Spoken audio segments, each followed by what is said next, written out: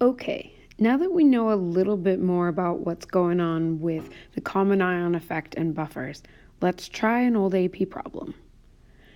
In this question, we have a buffer solution containing 0.40 moles of formic acid and 0.60 moles of sodium formate.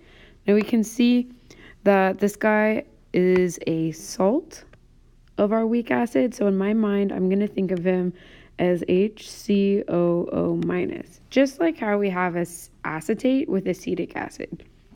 Okay, continuing. I also see that these moles are in 1 liter of solution, which is really helpful. That means I can consider these moles to be molarity instead.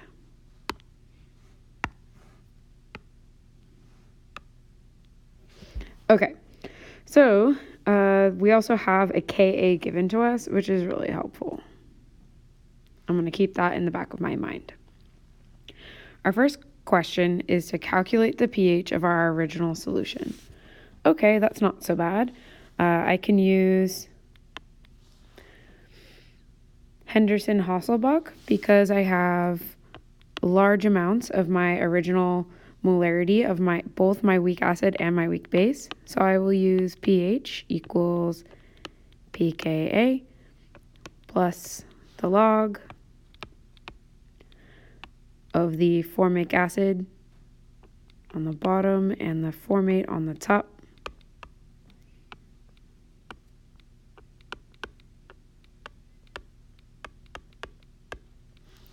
And we'll plug these numbers in.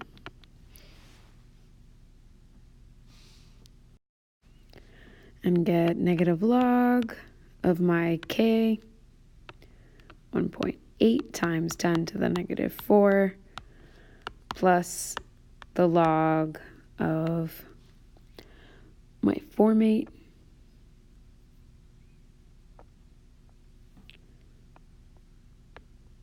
divided by the formic acid. Whoops. 4 there. Glorious. Then we'll get a starting pH of 3.92. That's fun. Okay, so part B. If 100 milliliters of my buffer solution is diluted to a volume of 1 liter with pure water, the pH does not change. Step number 1. Please make sure you never argue with the AP overlords. It says the pH does not change, so we need to figure out why. Okay, so I'm thinking in my Henderson-Hasselbalch equation, our ratio of our formate ion to our formic acid is not really changing. Even if you have like the starting moles stay the same, whatever those were, 0.6 and 0.4. If you divide both of these species by a bigger volume, let's say we're getting 10 times more volume than we had before, the ratio stays the same. Now, if we had a different kind of equilibrium situation, this may not be true. But for this situation, where we only have 2 different ions to worry about, our pH is going to stay the same. It's still going to be the same answer because these 10s will cancel out.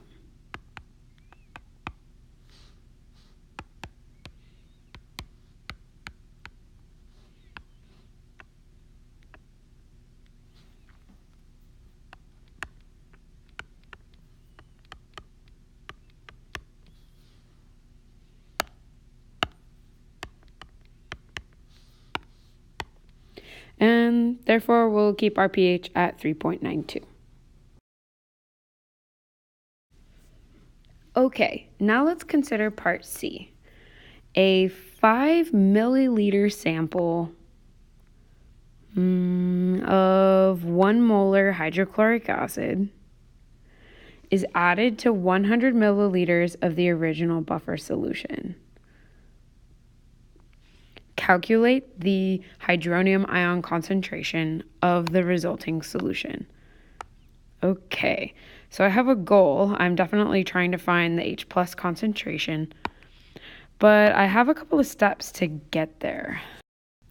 First of all, I need to consider what kind of reaction is happening here. I have a mixture of a weak acid and a salt of that weak acid, and I see that my Ka value of my formic acid is 1.8 times 10 to the negative 4. This indicates to me that we're having a situation where the equilibrium is going to be a little bit more acidic than it is basic. If you want to, you can compare the Kb value by doing 10 to the negative 14 divided by the Ka value. Then you'll see that that Kb is actually really small. Okay, so let's complete this reaction.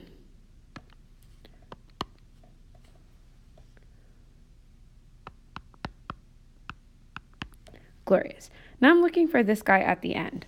But by adding that 5 milliliters of HCl, I totally changed my initial concentrations. So what I'm going to do first is I'm going to figure out which one of my chemicals in my beaker my HCl is going to attack. Okay, so I've got choices of my acetic acid. I really don't think the acid's going to attack the acid. Probably not going to go after water, but this weak base is going to look really exciting to this H+. Okay, so let's clear up the board. The first reaction we need to consider is between H+ and the formate ion to form formic acid. We're starting our situation with 0.6 moles, but that was in our 1 liter solution. So that's interesting to think about. So that was like 0.60 moles in 1 liter. But we have this little aliquot here. We're adding it to 100 milliliters. That's a tenth of 1 liter. So I'm going to need to chop this starting amount of moles into 1/10. So I'm going to start with 0.060 moles in my little sample of 100 milliliters. Now I'm adding 5 milliliters of 1 molar acid. Pausing. Molarity equals moles over liters, right? So if I have 1 molar acid and I have 5 milliliters of it, my moles of that is 0.005. Okay, so I'll write that down. 0.005 moles. Now I know that this reaction will go to completion because that HCl is a strong acid. It's really going to attack that sucker until it's all gone.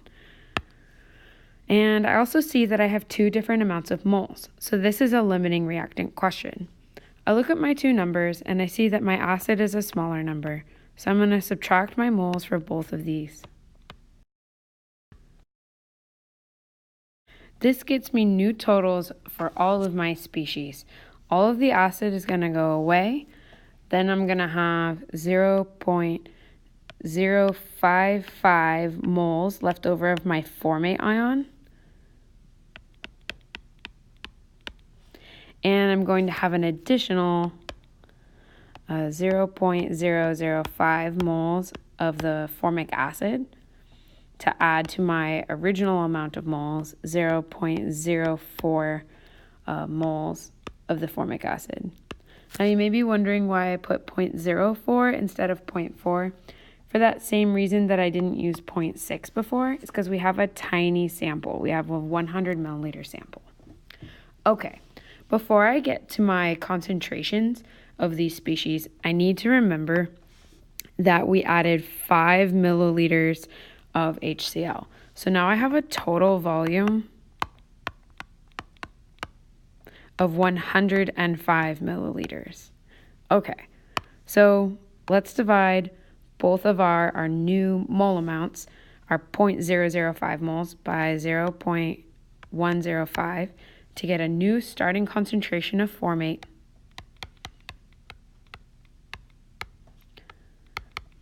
as 0.52 molarity. And for the formic acid, we'll have our total mole amount, 0.045 moles, divided by that 0.105, that 105 milliliters, to equal our starting concentration of the formic acid, which is 0.43 molar. Okay, next we're going to conquer an ice table.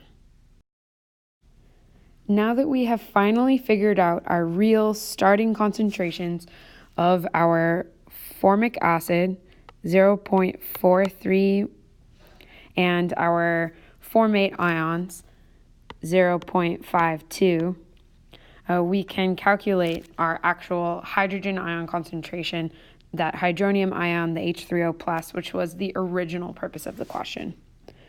We can subtract X plus X plus X, filling out that ice table like a champ. 0.43 minus X, X, and 0.52 plus X. Now, our K value in this question was pretty small. Ka of formic acid is 1.8 times 10 to the negative 4. So I think we're okay to assume that our plus X and our minus X are too small to be significant. Okay, so let's set up our equilibrium constant expression. This is equal to the hydronium ion times the formate ion divided by the formic acid. Okay, so number-wise, that's 1.8 times 10 to the negative 4 equal to X times 0.52 divided by 0.43. And when you solve for X using that 5% rule where we don't use the plus X or the minus X, you get an X value of 1.5 times 10 to the negative 4. Okay, then I just recheck what does X mean in my chart. It's talking about hydronium ion, which was the question for part C.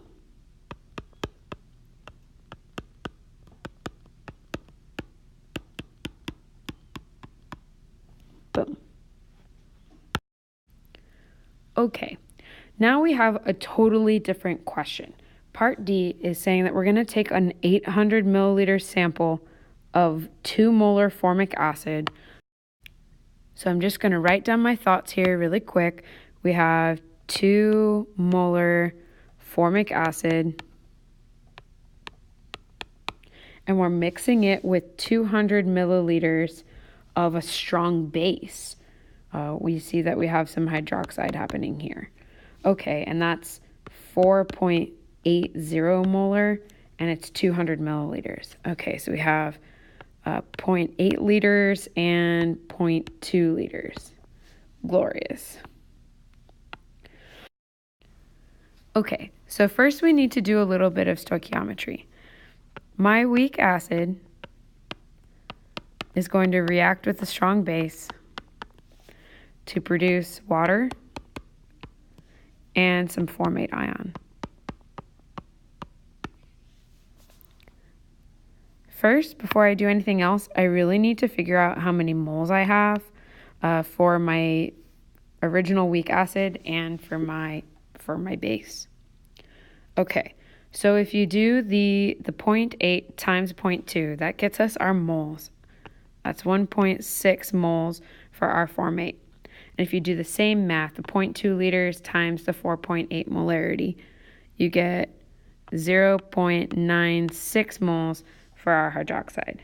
This means that the hydroxide is going to go away completely. It is our smaller number.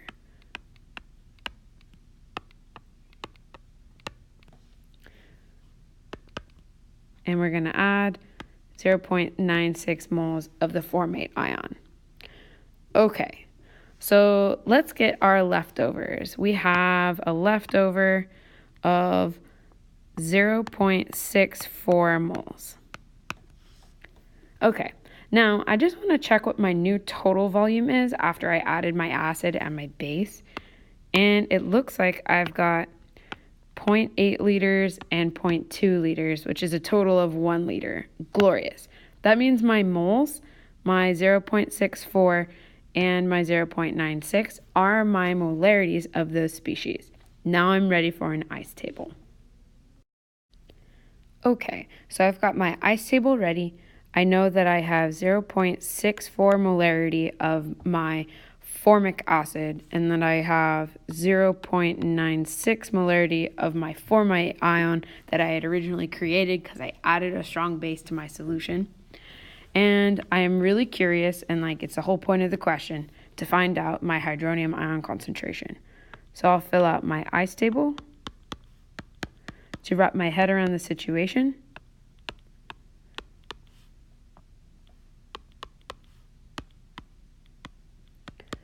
And then I realize that my K value is still really small, so I can ignore my minus X and my plus X when I set up my expression. Okay, I'll use the same K expression as earlier,